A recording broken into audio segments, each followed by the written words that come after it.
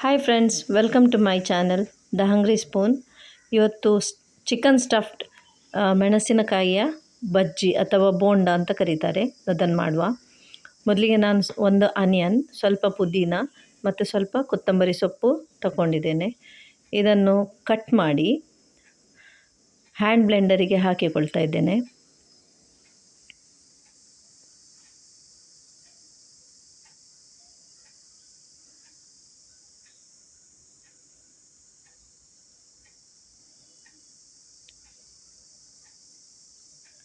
ಹಾಗೆ ಪುದೀನ ಮತ್ತು ಕೊತ್ತಂಬರಿ ಸೊಪ್ಪು ಕೂಡ, ಇದನ್ನು ಸಣ್ಣದಾಗಿ ಬ್ಲೆಂಡ್ ಮಾಡಿಕೊಳ್ಳುವ.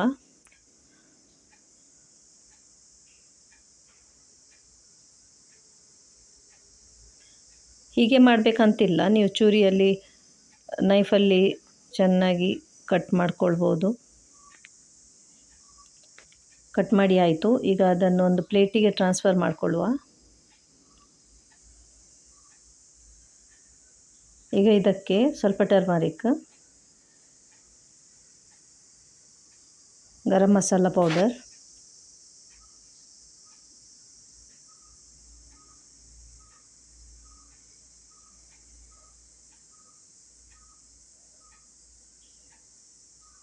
Ginger garlic paste,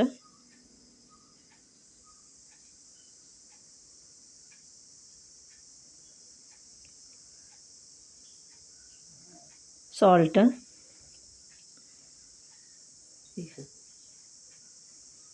chilli flakes,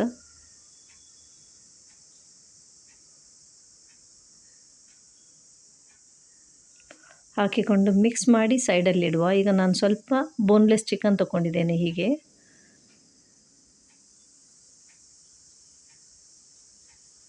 ಇದೇ ಹ್ಯಾಂಡ್ ಬ್ಲೆಂಡರಿಗೆ ಇದನ್ನು ಚಿಕ್ಕದಾಗಿ ಕಟ್ ಮಾಡಿ ಹಾಕ್ಕೊಳ್ತಾ ಇದ್ದೇನೆ.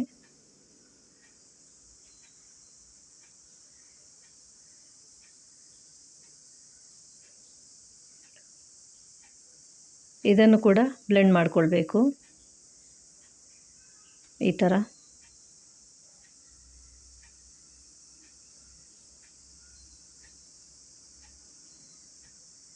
ಇದರ ಬದಲಿಗೆ ಚಿಕನ್ ಕೀಮಾ ಕೂಡ ಯೂಸ್ ಮಾಡ್ಬೋದು.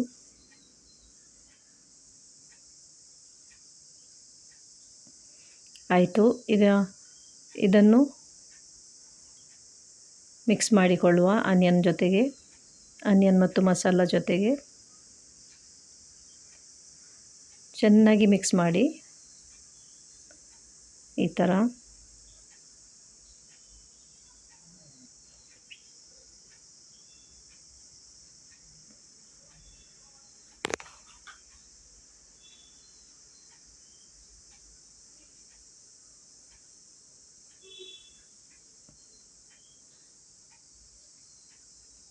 ತುಂಬ ಟೇಸ್ಟಿಯಾಗಿರ್ತದೆ, ಮಕ್ಕಳೆಲ್ಲ ಇಷ್ಟಪಡ್ತಾರೆ. ಒಂದು ಸಲ ಮಾಡಿ ನೋಡಿ, ಹಾಗೂ ಕಮೆಂಟ್ ಬಾಕ್ಸಲ್ಲಿ ತಿಳಿಸಿ ಹೇಗಾಗಿತ್ತು ಅಂತ. ಈಗ ಇದಕ್ಕೆ ಸ್ವಲ್ಪ 1 ಟೇಬಲ್ ಸ್ಪೂನಷ್ಟು ಲೆಮನ್ ಜ್ಯೂಸ್ ಆ್ಯಡ್ ಮಾಡ್ತೇನೆ. ಆಯಿತು. ಈಗ ಒಂದು ಪ್ಯಾನಲ್ಲಿ ಆಯಿಲ್ ಬಿಸಿ ಮಾಡಿದ್ದೇನೆ. ಈಗ ಇದನ್ನೆಲ್ಲ ಪ್ಯಾನಿಗೆ ಟ್ರಾನ್ಸ್ಫರ್ ಮಾಡಿಕೊಳ್ಳುವ.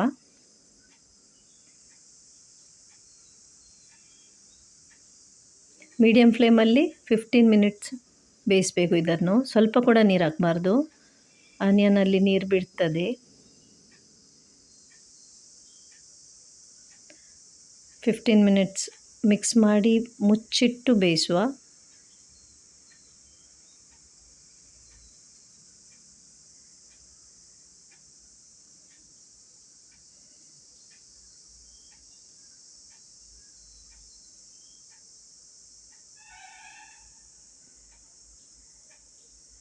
ಆಫ್ಟರ್ 15 ಮಿನಿಟ್ಸ್ ಓಪನ್ ಮಾಡಿ ನೋಡುವ. ಸ್ವಲ್ಪ ನೀರು ಬಿಟ್ಟಿದೆ. ಇದೆಲ್ಲ ಡ್ರೈ ಆಗುವ ತನಕ ಹೀಗೆ ಮಿಕ್ಸ್ ಮಾಡಿಕೊಂಡು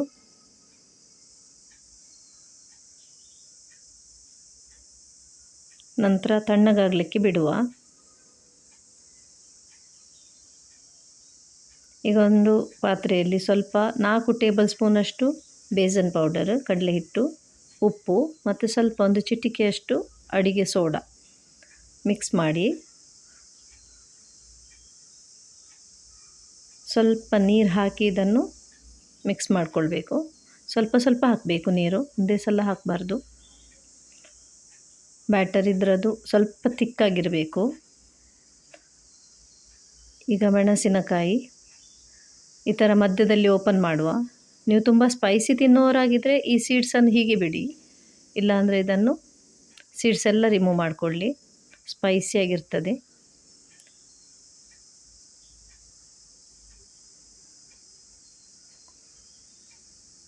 ಈವ್ನಿಂಗ್ ಸ್ನ್ಯಾಕ್ಸಿಗೆ ತುಂಬ ಒಳ್ಳೆಯದಾಗಿರ್ತದೆ ಇದು.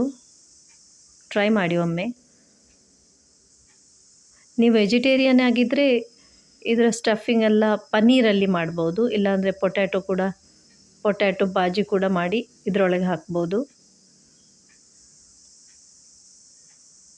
ಟೊಮೆಟೊ ಸಾಸ್, ಕೋಕೋನಟ್ ಚಟ್ನಿ ಅದರೊಟ್ಟಿಗೆ ತುಂಬ ಒಳ್ಳೆ ಕಾಂಬಿನೇಷನ್.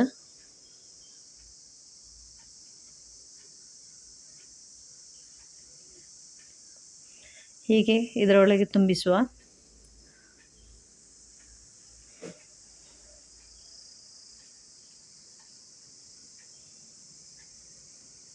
ಹೀಗೆ ಎಲ್ಲ ಮೆಣಸಿನಕಾಯಿಯೊಳಗೆ ಈ ಥರ ತುಂಬಿಸಿಕೊಳ್ಳುವ.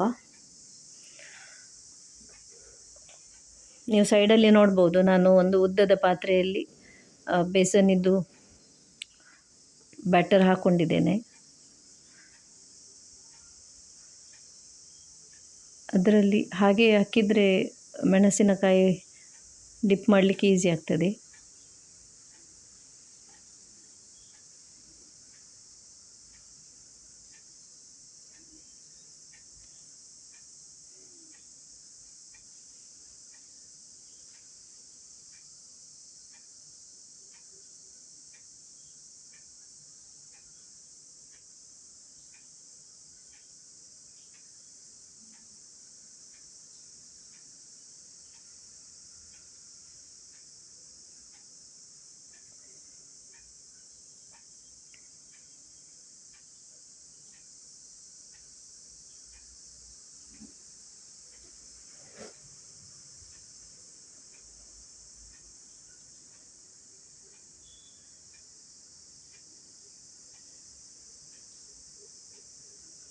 ಈ ಥರ ಎಲ್ಲ ಮೆಣಸಿನಕಾಯಿ ಒಳಗೆ ಹಾಕಿಕೊಳ್ಳುವ.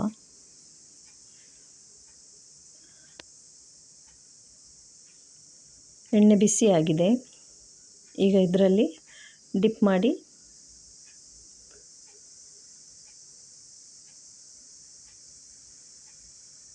ಫ್ರೈ ಮಾಡುವ.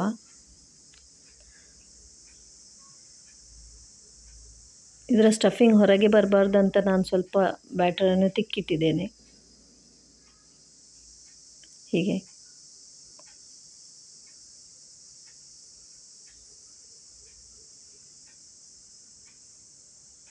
ಈಗ ಒಂದೊಂದೇ ಫ್ರೈ ಮಾಡಿಕೊಳ್ಳುವ.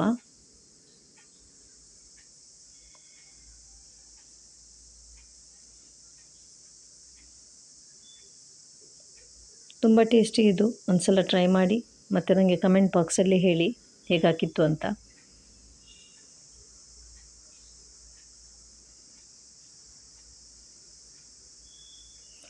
Thank you so much for watching. Have a nice day. Like ಮಾಡಿ, ಶೇರ್ ಮಾಡಿ, ಸಬ್ಸ್ಕ್ರೈಬ್ ಮಾಡಿ.